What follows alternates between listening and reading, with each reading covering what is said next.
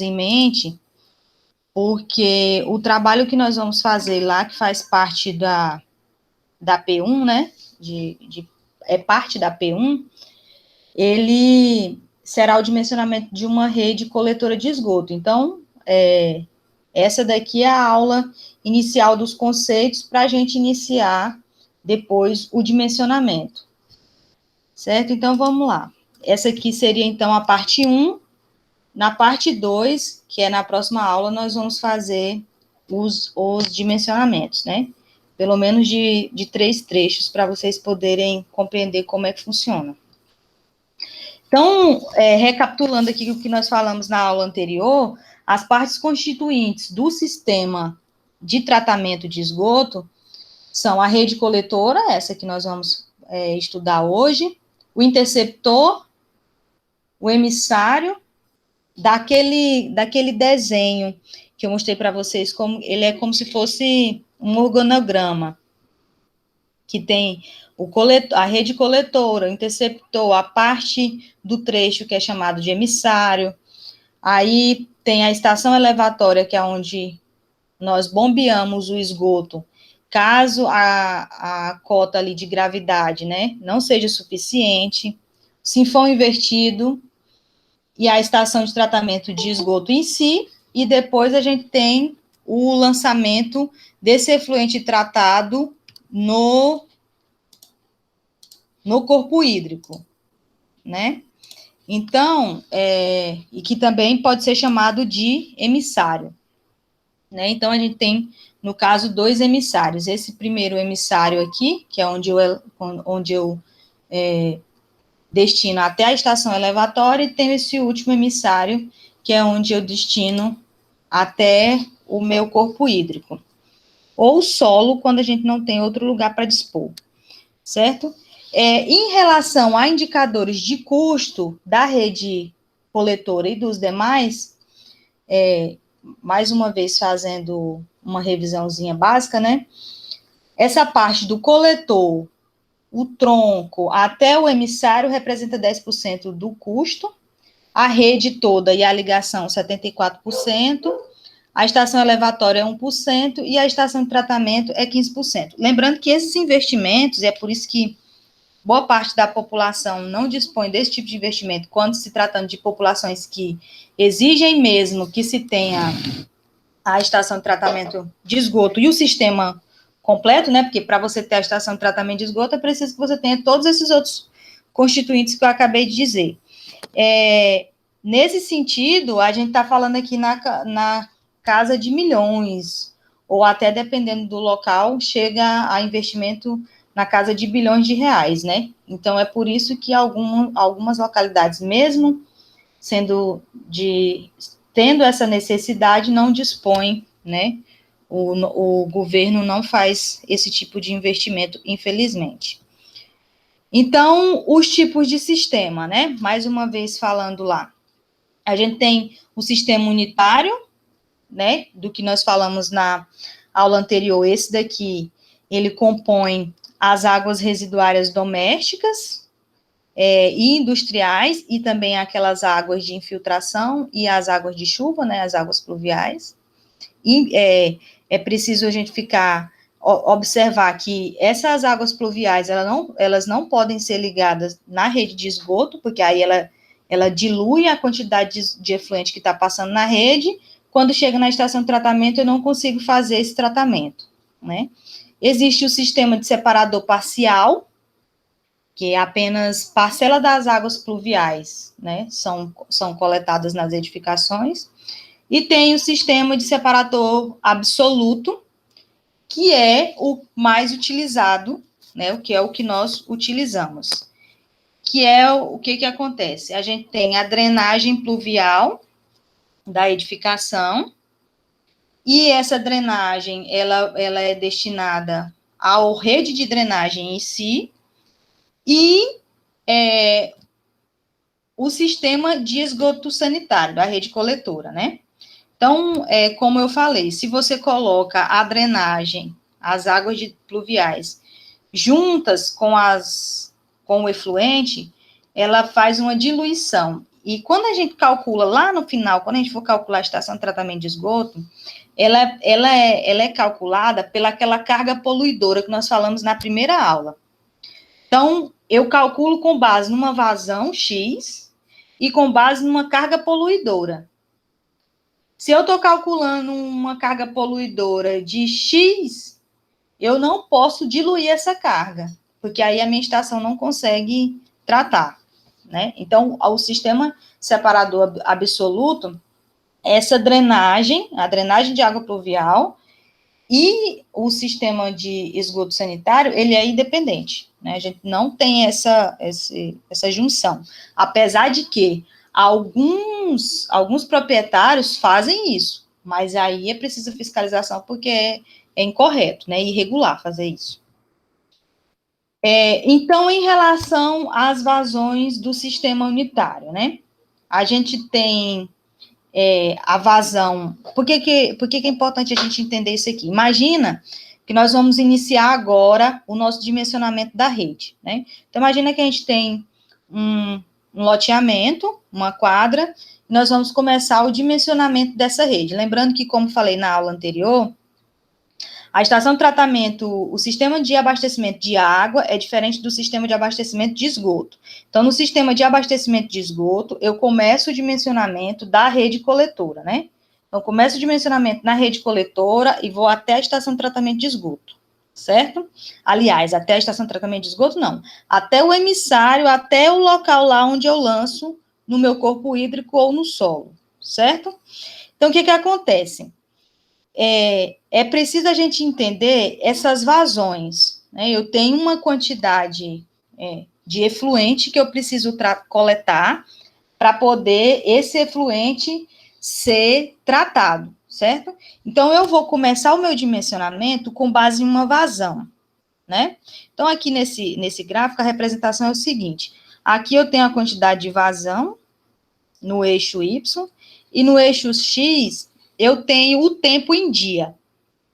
Essa parte aqui de baixo é a infiltração, né? A quantidade que eu consigo dessa vazão que está passando aqui em azul, quantidade dessa vazão que ela é infiltrada de alguma maneira, certo? Esses picos em azul aqui são os picos de vazão, né? Imagina, observa aqui como que está o pico de vazão nesse período aqui, né? Essa aqui é o pico de vazão no período seco, né? Agora, quando a gente tem a chuva, aí esse meu pico de vazão, ele aumenta muito, porque aí a gente tem as águas pluviais e o esgoto, e isso daqui é diferente daquele que o proprietário faz alguma irregularidade e liga a água pluvial da residência dele no esgoto. Isso daqui você, na maioria das vezes, não consegue controlar, né? Então, imagina que você projetou sua rede coletora para 55 litros por segundo. E aí, no período de chuva, aumenta para 150 litros por segundo, porque misturou as águas pluviais, que são do período chuvoso, mais o esgoto, né? Mesmo a gente tendo um coeficiente de segurança para trabalhar nesse dimensionamento, na maioria das vezes acontece transbordamento lá na estação elevatória, que é onde a gente faz o bombeamento da água, né? O bombeamento do efluente para a estação de tratamento, né? Então, a gente tem que trabalhar com essas margens de coeficiente de segurança, certo? E aí, a gente entra em um conceito, deixa eu ver se alguém pediu para entrar aqui. Sim. A gente entra num conceito que é o chamado regime hidráulico de escoamento, né? Então, esse regime hidráulico, a gente tem a rede coletora, que é o que nós estamos falando a princípio hoje, e a gente tem nessa rede coletora a rede, o interceptor e os emissários. Essa rede, o interceptor e o emissário, eles são chamados condutos livres, que é o que vocês aprenderam lá em hidráulica, né? Um conduto livre é quando eu tenho, passando naquele tubo, naquele conduto, água ou esgoto, qualquer fluido, né? E que ele tem uma superfície livre. Então, nessa superfície livre, eu tenho ali a pressão atmosférica. Então, por mais que eu tenha 75% desse tubo cheio de efluente, ele ainda tem, na geratriz superior, né, que é chamada, ele ainda tem uma superfície livre. Então, esse é o chamado conduto livre. Então, o conduto livre, ele pode ser drenagem, aquelas tipo bueiro, né, para vocês visualizarem. Eu não coloquei a foto aqui. Mas eu tenho esse conduto livre, que é o utilizado aqui em rede coletora, né, é o mais utilizado, o tubo circular, e naqueles canais de irrigação, eu tenho aqueles outros condutos livres, como do tipo trapezoidal, né, só para vocês terem a ideia de como são. E aí a gente tem os sinfões invertidos, que eu vou mostrar para vocês adiante, as linhas de recalque, das elevatórias, porque eu tenho a elevatória, que é onde eu vou montar a minha casa de bomba, e nessa casa de bomba eu tenho uma linha para poder recalcar esse efluente, né, para poder bombear. E aí, nessa linha de recalque e nos emissários, aí são condutos forçados, né? Então, esse conduto forçado, eu tenho a presença de pressão, certo? Que ela vai ser feita ou por gravidade, os emissários submarinos, né? Quando a gente fala emissários submarinos, vou mostrar a foto a vocês, mas eu tenho um tubo, e esse tubo é o que consegue levar o meu efluente até um determinado local, né? E aí, esse tubo, ele pode ser, esse transporte, ele pode ser por gravidade ou por recalque, que é onde eu utilizo a estação elevatória. Então, nesse sistema, aí eu vou ter o conduto forçado, porque aí eu preciso da pressão para poder conseguir bombear, né? Então, esse daqui é um exemplo do emissário submarino, certo? Porque esse aqui está dentro de um rio, né? E aí, quais são as normas que a gente utiliza para projeto de sistema de esgoto sanitário? Aí é preciso que vocês anotem aí, né? Eu vou passar para vocês a gravação da aula, mas a gente utiliza a 9648, que é o estudo de concepção, é a primeira que nós vamos utilizar, né, para poder iniciar esses aqui. A 9649, que é a específica para a rede de coletora de esgoto. A 12207, que é para interceptores de esgoto. A 12208, que é para estações elevatórias. E a 12209, que é específica para projeto de estação de tratamento de esgoto, certo? Essas são as que a gente utiliza. Então, falando agora só das redes coletoras de esgoto, de um custo de 100%, né, 3,8% fica na implantação da obra, 61,2% representam as valas, os assentamentos de tubulão, né, transporte, assentamentos, postos de visita, isso aí representa 25,1%, e os demais serviços representam 9,9%. Eu até falei isso aqui para vocês na aula anterior, né? E desse custo total, o maior custo é no escoramento, que representa 38,8%, e os postos de visita, que representam 15,5%, né? Só para efeito de curiosidade mesmo. Em relação, então, às redes coletoras, a gente tem os órgãos acessórios, né? Então, imagina que agora nós vamos começar os dimensionamentos, né? E a primeira parte desse dimensionamento que nós fazemos é colocar à disposição dos órgãos acessórios. E quais seriam esses órgãos acessórios e para que servem? Os órgãos acessórios são órgãos para a limpeza, né? Para a manutenção da rede. Então, a gente tem o posto de visita, tem o terminal de limpeza, que ele permite a introdução de equipamentos de limpeza, e na maioria das vezes ele substitui o posto de visita no início da rede, né, no início dos coletores. Tem as caixas de passagem, que são câmara para acesso, né? Em curvas ou mudança de declividade. Então, toda vez que você tiver curva e mudança de declividade, você vai colocar uma caixa de passagem. E tem o TIL, que é o tubo de inspeção e limpeza, que ele é um dispositivo não visitável. Então, ele não é como o tubo de limpeza, que permite a introdução de equipamentos de limpeza e também alguém, né, para fazer a manutenção. O TIL não, ele é um dispositivo não visitável, ele permite apenas a introdução de equipamentos de limpeza, mas aí você não tem a manutenção feita manualmente, vamos dizer assim, né?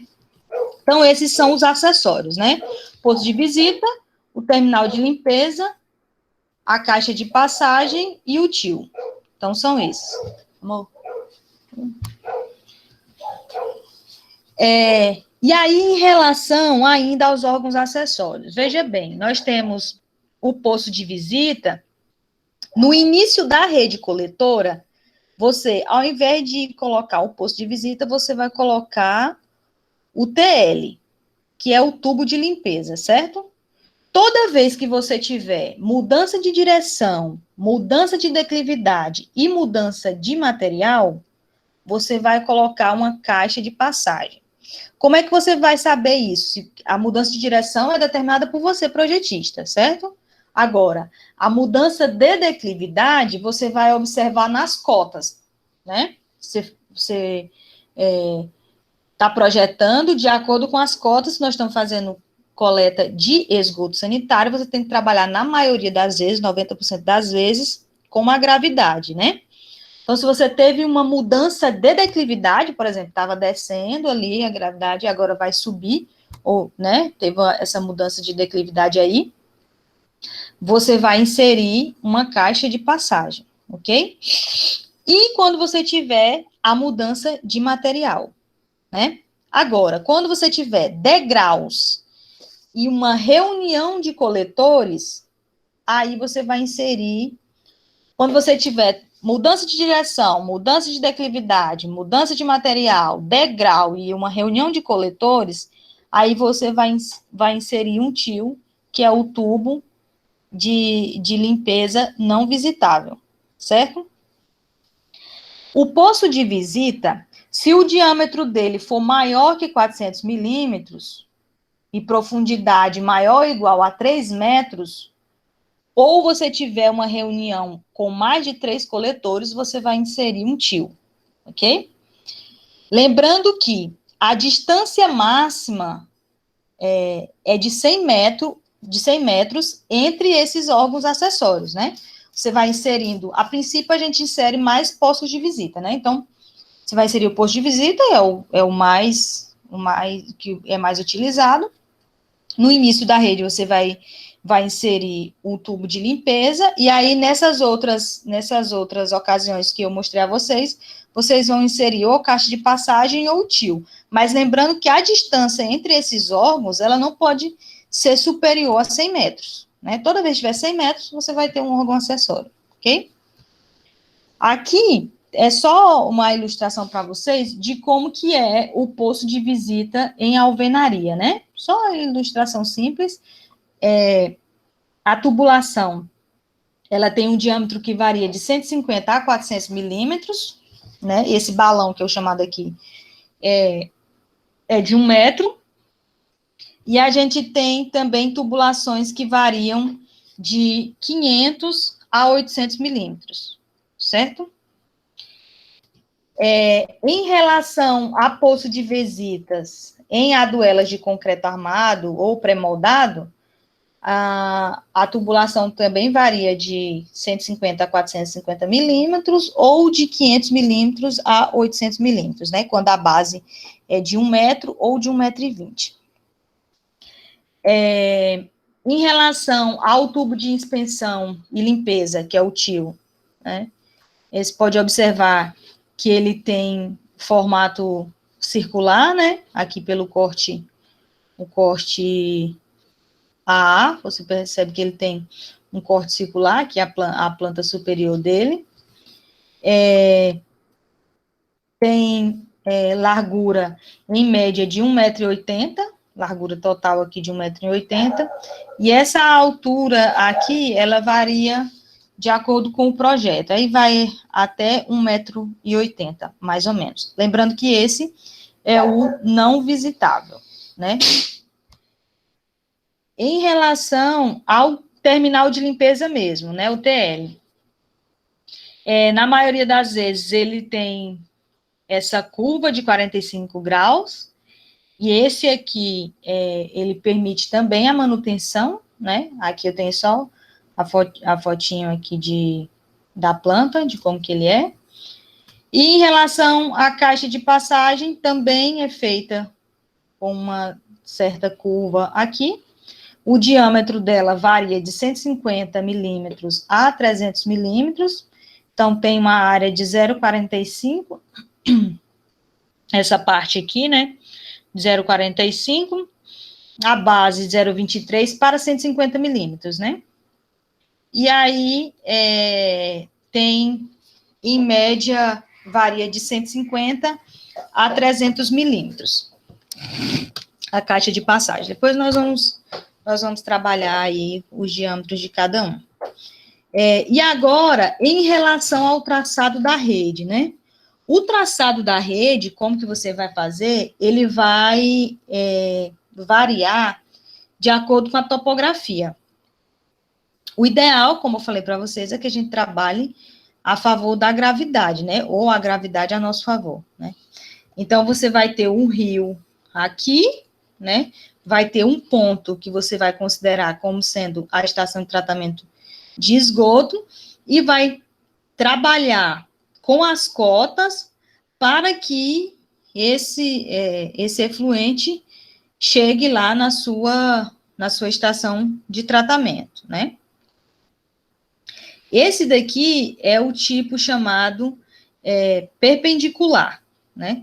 O perpendicular, geralmente, ele é utilizado quando a gente não tem uma variação muito grande de declividade, né? De um ponto para outro. Tem, por exemplo, aqui eu tenho 100, aqui no final eu tenho 60, né? De cota. Mas de um ponto para outro, essa variação não é tão grande. Então, nesse caso aqui, é utilizada a rede do tipo perpendicular. A gente tem a rede tipo leque, que nesse caso aqui, você observando aqui pelas curvas de nível, você consegue verificar que você tem um terreno acidentado, né? Então, nesse tipo aqui é utilizado a rede em leque. E tem o tipo radial ou distrital, né? Então, aqui é inserido, é separado por distrito, distrito 1, distrito 2, distrito 3. É inserido no centro aqui as estações elevatórias, ó. Pode observar que ele é feito em círculo, né? Ó, tem uma estação elevatória aqui, aí eu tenho a coleta de esgoto, pode observar que elas vão, as setas que representam a direção, né? Elas sempre se indicam para a direção de círculo. Aí aqui tem estação elevatória 2, estação elevatória 3. Então, tudo vai direcionar para cá, para essa estação elevatória, daqui para a estação elevatória 2, elevatória 3. Aqui nesse final aqui, ó, eu tenho o coletor principal, né? Então, dessa estação elevatória, coletou tudo desse distrito para cá, bombeou aqui para esse principal, aqui também coletou tudo, mandou para cá, para esse principal, e aqui também, né? Esse é o radial ou distrital. No nosso caso, nós utilizamos sempre o modo convencional. Como que é o modo convencional? Você vai determinar um ponto, né? Vai ter um coletor tronco principal, vai ter um coletor que você vai coletar das residências, vai para um coletor primário, secundário, o primário, e assim sucessivamente, como eu mostrei para vocês. Não tem essas peculiaridades como do radial ou distrital. A gente sempre utiliza, na maioria das vezes, o modo convencional. Agora, em relação à disposição dos acessórios como que é feita essa disposição dos acessórios em relação ao traçado, né? Então, eu tenho aqui, ó, desse lado da esquerda, eu tenho a orientação do fluxo dos esgotos nos órgãos acessórios, né? Então, aqui eu tenho a via, nesse primeiro caso, aí eu tenho aqui, toda vez que eu vou iniciar a rede, eu vou iniciar pelo um tubo de limpeza, né? Como eu falei no slide anterior. Então, eu tenho aqui o tubo de limpeza, estou iniciando a minha rede aqui, daqui para cá. Aqui da mesma forma, subindo, aqui subindo, aqui subindo. Nesse primeiro exemplo, né? Agora, nesse segundo exemplo aqui, essa rede, ela foi iniciada em um outro ponto, esse traçado aqui, ó. Ela foi iniciada em um outro ponto. Na hora que eu tenho mudança de direção, né, fiz essa curva, aí eu vou inserir um posto de visita. Ou um tio, né, que é o tubo de inspeção e limpeza, certo?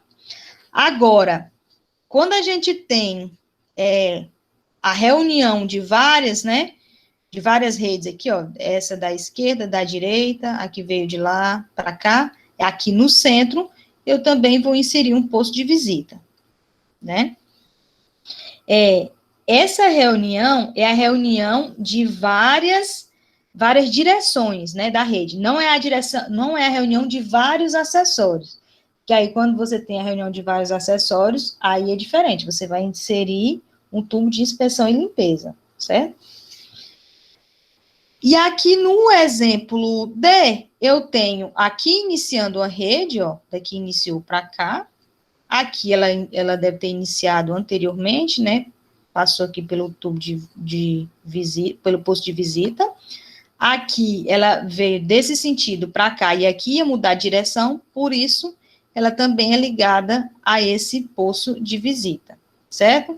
Então, essa aqui é a orientação para você saber como que você vai colocar o posto de visita, o tubo de limpeza ou o tubo de inspeção e limpeza, certo? Agora, nesse caso aqui, ó, tá apenas mostrando a vocês o traçado da rede conforme a orientação do fluxo, né? Então, observa que aqui é o início da nossa rede e aqui é o final, né? Então, aqui não tem as cotas, mas a gente observa aqui, pelo sentido das setinhas, né? Iniciou aqui, mudou de direção. Quando muda de direção, eu tenho que inserir um acessório, né? Então, veio para cá, desse ponto aqui, deu 100 metros, eu tenho que inserir outro órgão acessório.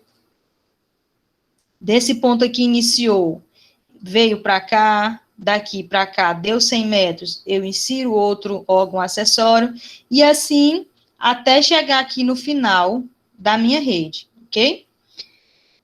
Nós vamos aprender lá na parte de dimensionamento como que são feitas essas vazões. Eu vou ter uma vazão inicial, aí vou ter uma vazão, por exemplo, calculando para esse ponto aqui.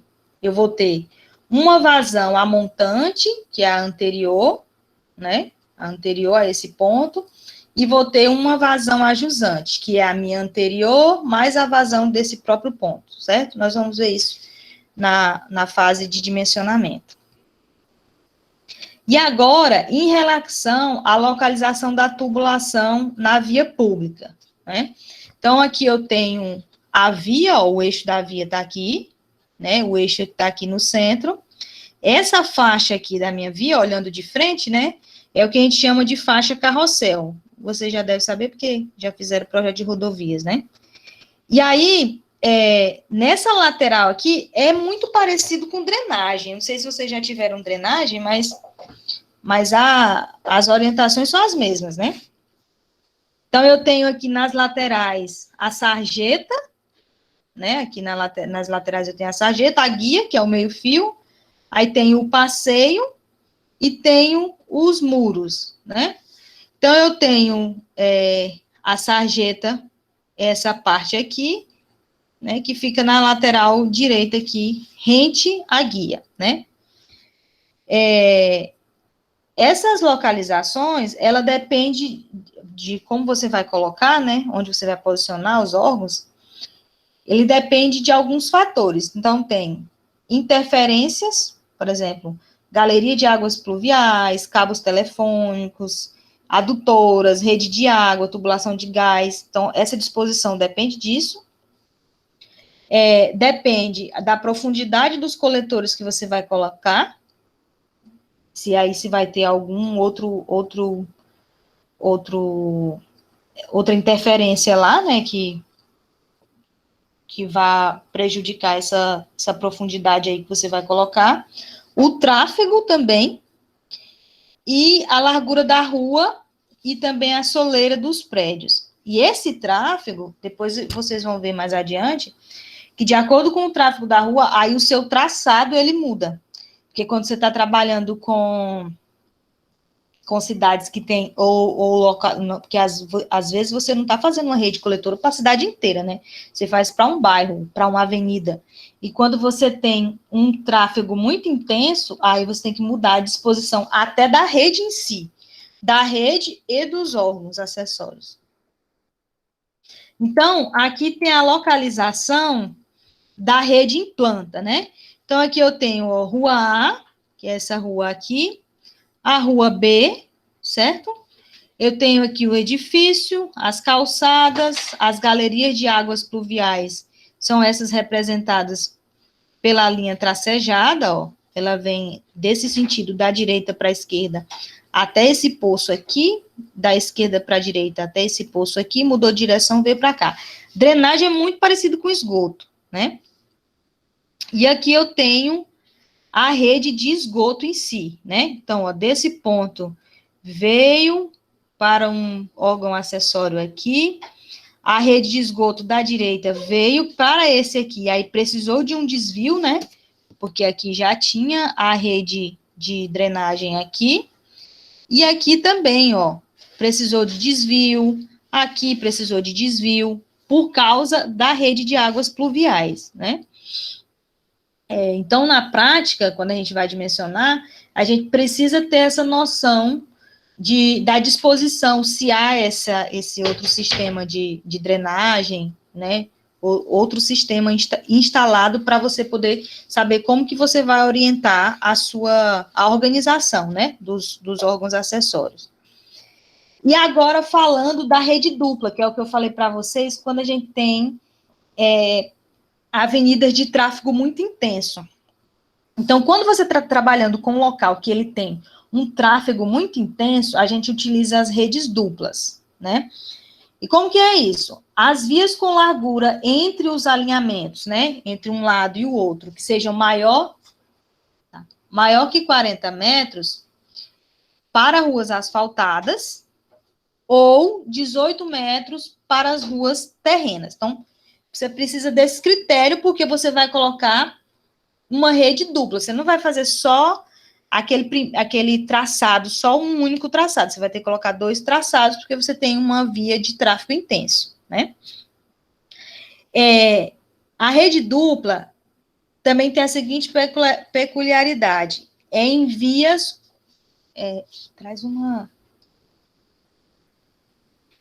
vias com interferências que impossibilitem o assentamento do coletor no leito carroçável, né, ali onde passa os veículos. Deixa eu voltar aqui só para vocês verem. Ó, essa parte aqui, a rua em si, né, é o chamado faixa carroçável, leito carroçável. Então, nas ruas que impossibilitem o assentamento do coletor no leito carroçável, ali na rua, aí você vai ter que colocar nas laterais, né? Vai ter que arrumar uma forma de colocar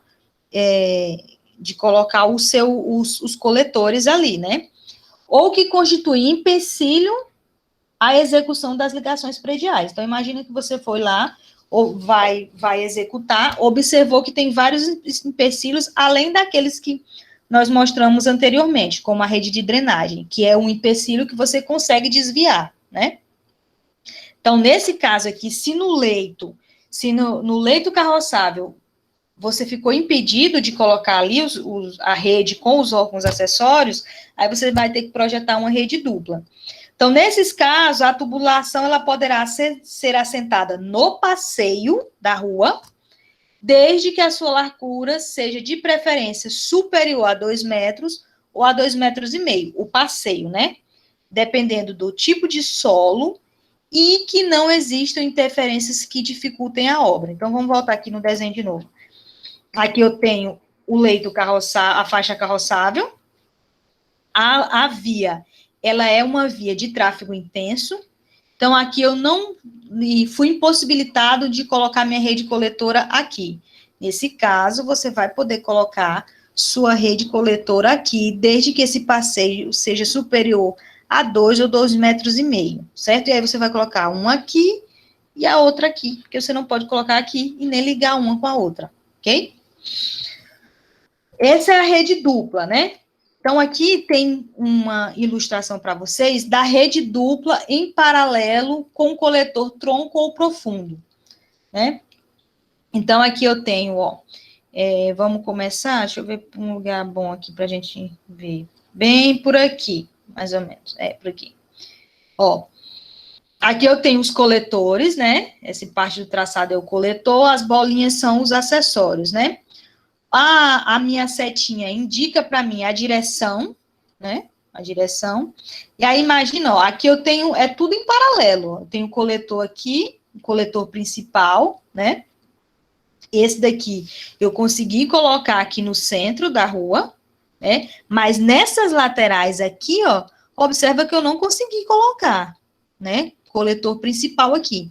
Então, nesse caso aqui, eu iniciei a minha rede desse lado, ó, aqui embaixo, e aí, em paralelo a ela tem a outra rede aqui, ó, que é o chamado coletor auxiliar, tá vendo? Vem passando por aqui. Tem alguns lugares que você vai conseguir passar por ele, né? Passar o coletor principal na faixa carroçável, e tem outros lugares que você não vai conseguir, e aí, nesse caso aqui, você vai ter a rede dupla, né? E nesse caso aqui, a gente tem a rede dupla mais um coletor tronco, que é esse principal aqui, ó. Certo? Para vocês terem noção de como que é feita essa disposição.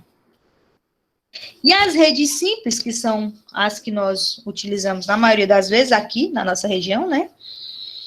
Elas são utilizadas quando não ocorre nenhum dos casos que eu falei para vocês anteriormente, né? Os coletores, eles são lançados no eixo carroçável, então a gente coloca ali no eixo mesmo da via, né? Ou no terço do leito carroçável, né? Então, vou voltar aqui de novo, para vocês verem. Então, eu posso inserir na rede simples os meus poços, a minha rede com os meus órgãos acessórios ou aqui no eixo ou aqui no terço, né? A maioria das vezes a gente insere aqui, no centro. E aí, no eixo, né, não no centro. Os coletores, eles serão lançados, então, no eixo carroçável ou no terço do leito carroçável. Caso em um dos lados da rua existam soleiras negativas, né, que é aquelas que são ao contrário, o coletor, ele deverá ser lançado no terço correspondente, né. Então, essa disposição da rede simples, ela é bem mais fácil da gente trabalhar. E agora, falando dos traçados e outros fatores, né? Quais são os outros fatores que influenciam no traçado? As profundidades máximas e mínimas, né? As intercorrências e interferências que a gente tem nessa hora de projetar, como eu falei para vocês, da rede de drenagem. Aproveitamento de canalizações existentes, e o plano diretor de urbanização, que é esse que é um dos que mais interfere na hora que você vai projetar, porque é por ali que você vai se direcionar, vamos dizer assim. E em relação agora às profundidades dos coletores, né? Então, em relação às profundidades máximas, né? O passeio, eu consigo colocar a profundidade nele máxima de 2 a 2,5 metros, né? O eixo do terço de 3 a 4 metros. E os coletores que são situados abaixo de 4 metros, você tem que projetar coletores auxiliares para receber essas ligações. E em relação às profundidades mínimas, elas são feitas para proteção do tubulão, quando você insere o tubo, né, ali. E permite também a ligação predial, e aí, por norma, esse recobrimento mínimo, ele tem que ser de 90 centímetros no leito e 0,65 metros no passeio, né? Então, tem que ter esse mínimo de recobrimento, certo? Essa parte aqui são em relação às profundidades. Agora, em relação aos interceptores, né? Aqui eu tenho só uma ilustração da rede com a linha de recalque, que é a parte de bombeamento, essa parte aqui de cima, ó, e sempre ela está se desviando da outra rede, né? Que é essa rede aqui, que passa, que leva até a estação elevatória, certo? Esses interceptores, eles são colocados quando a gente tem efluente vindo de outra direção, né? Aí é chamado de interceptor, né? Ele não é um órgão acessório. Ele é a rede, mas que ela está vindo de uma outra direção, aí é chamada de interceptor, né? Interceptor ali para poder inserir outra carga de efluente, certo?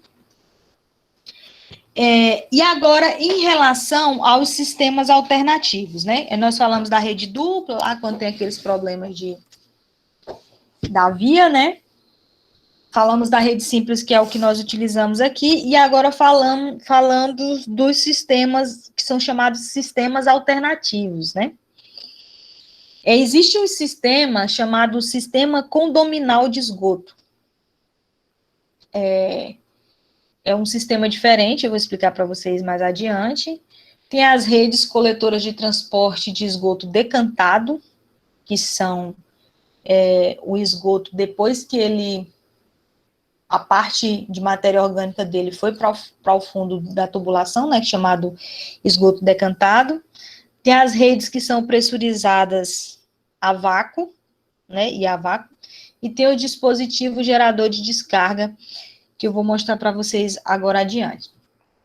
Em relação ao sistema condominal, né, são sistemas alternativos. Esse sistema, ele teve origem no Rio Grande do Norte, né. Quais são as características desse sistema em relação aos outros, né? A forma de concepção do traçado, ela é diferente. Ele é em formato de condomínio mesmo, né?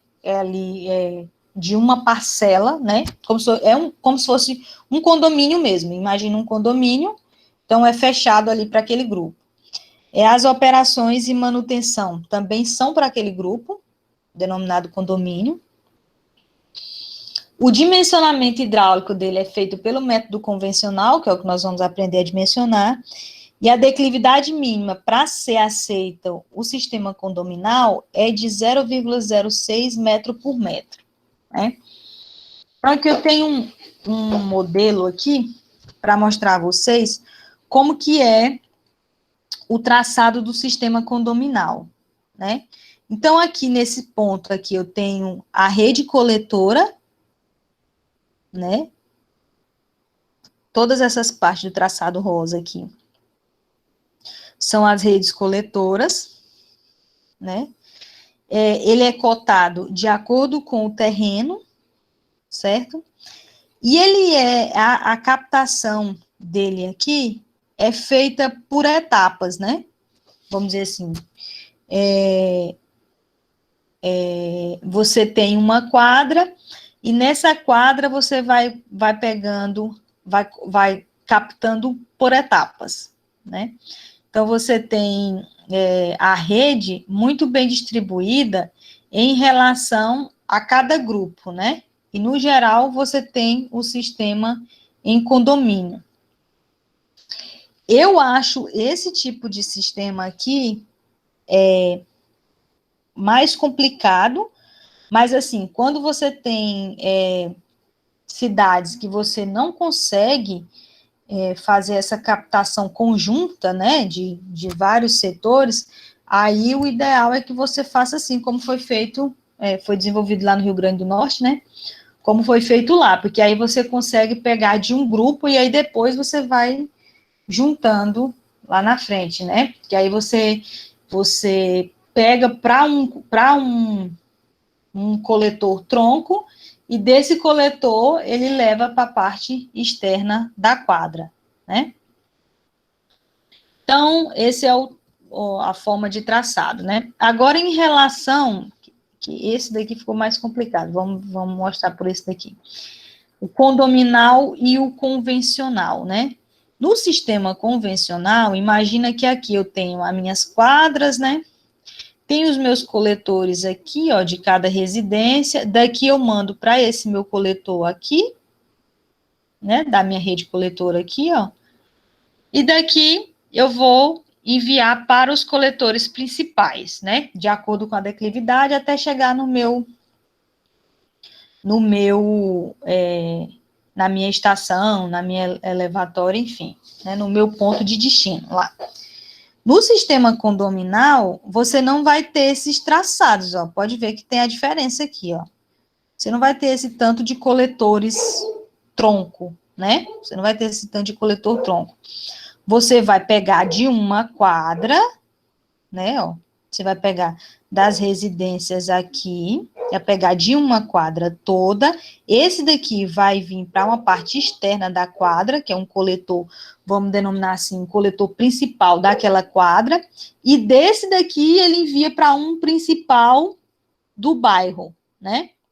Então aqui eu tenho, vamos imaginar que eu tenho quadra 1, 2, 3, 4, né? Então essa e essa eu vou mandar para esse coletor, certo? E essa eu vou mandar para esse coletor. Então, de principal mesmo, eu tenho 2 coletores, enquanto nessa daqui eu tenho 1, 2, 3, 4, 5 coletores, né? A diferença é basicamente essa. O sistema condominal, ele tem algumas características básicas, né? O diâmetro da ligação ao ramal condominal, né? Lá da ligação da sua residência ao ramal condominal, ele tem que ser de 100 milímetros com uma declividade mínima de 1%, né? O diâmetro mínimo do ramal condominal é de 100 milímetros com declividade de 0,06 metros por metro. É necessária a utilização das caixas de inspeção no interior das quadras, com recobrimento mínimo de 30 centímetros, né? Então, essas são as características. Quais são as vantagens, então, desse sistema condominal?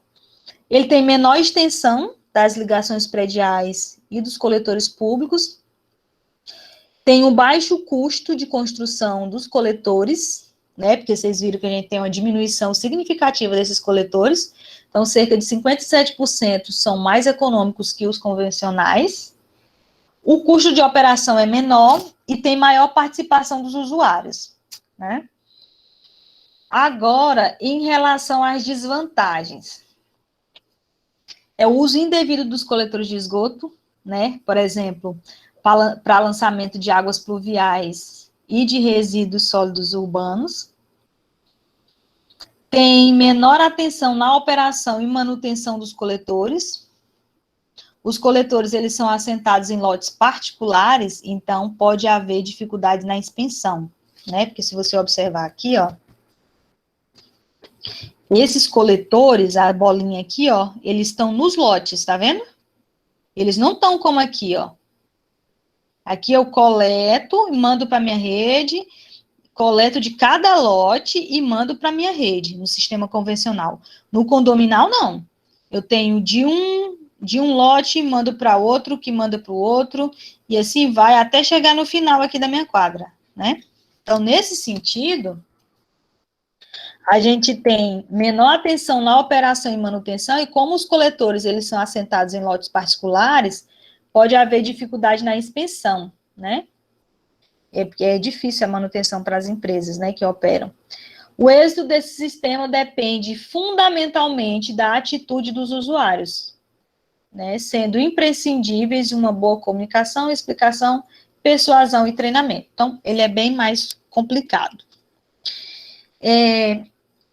Aqui tem só uma foto em relação à profundidade mínima dos coletores, né? Aqui eu tenho a caixa de inspeção desse sistema, e aí mando aqui para o meu coletor, né? Então, sempre é necessário você verificar essa declividade aqui para poder a gente trabalhar com a gravidade e conseguir ter o escoamento correto, né, do esgoto.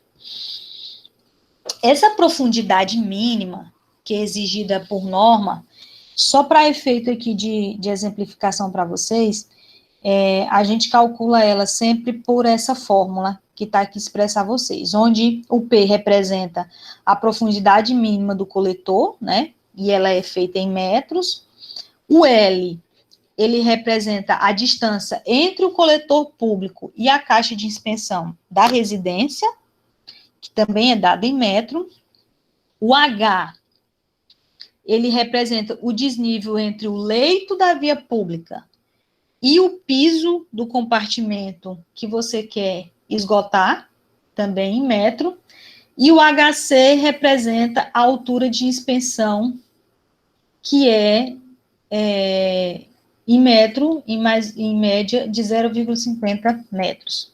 Então, eu tenho aqui, ó, o H, a altura, essa alturazinha aqui, HC, geralmente de 50. Aí tenho o I, que é a inclinação da declividade, né, vai variar de 0,2% a 0,5% de acordo com o diâmetro. Então, quando o diâmetro é 100, a inclinação ou declividade vai ser 0,2, quando for diâmetro de 150, 0,7, quando for diâmetro de 200, 0,5, ok? Essa porcentagem aqui, você vai calcular para metros, para poder colocar aqui na fórmula, tá? Isso daqui, vocês não precisam se preocupar agora, foi só para vocês verem como que é calculado, depois nós vamos fazer o cálculo direitinho, exemplo mesmo, para vocês calcularem. Em relação ao tipo de material que é utilizado, né?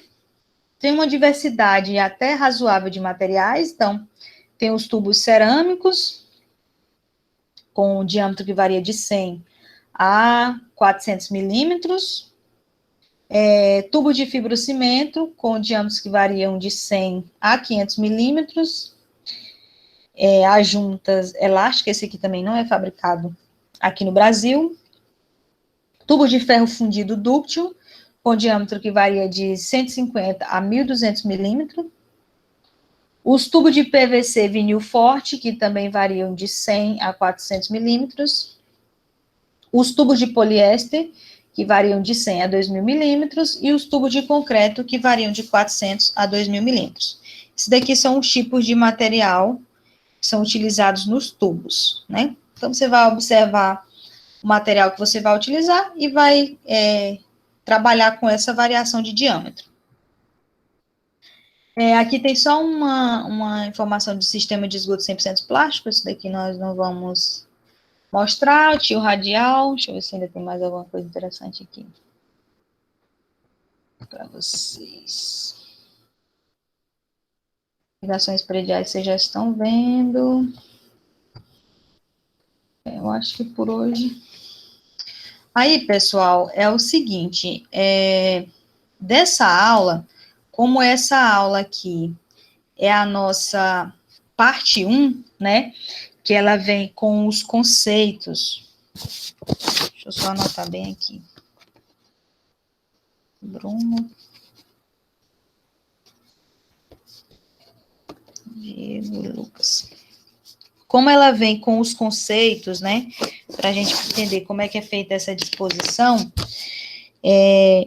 eu vou deixar a aula gravada para vocês poderem, quando forem dimensionar o projeto em si, né, vocês conseguirem fazer. E aí, a dica que eu vou dar para vocês é vocês baixarem as normas, né, que eu citei nessa aula, principalmente a norma para a rede coletora, que é o que nós vamos começar a dimensionar na próxima aula, E aí, como essa aula foi a aula para conceito, né? Para vocês poderem compreender como é que vocês vão fazer essa disposição e o que são cada item, né? Para a gente não iniciar aqui dimensionando sem entender o que é cada item. Eu não deixei para essa aula exercício para vocês, tá?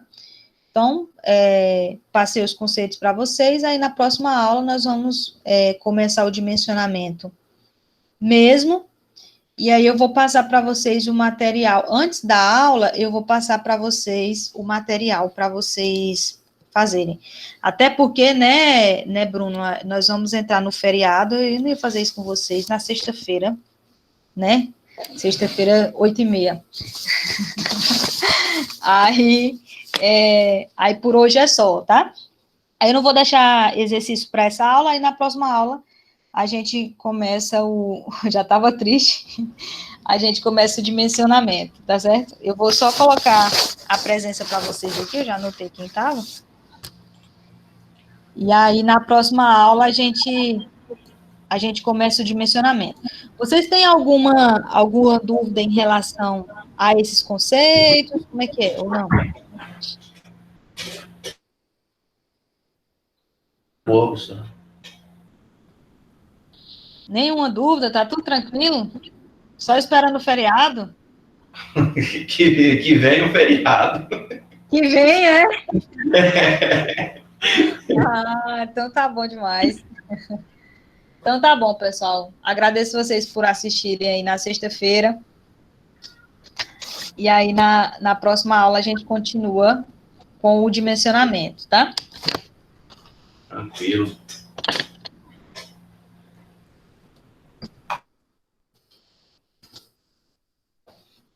Até mais, professor. Até mais, bom feriado. Cuidado. Para a senhora também, viu? Não vão exagerar, não. Professor, a única coisa que eu quero exagerar é na carne assada. Então tá bom, aí pode. Até mais, professora. Com Deus. Obrigado. Até mais, com Deus também.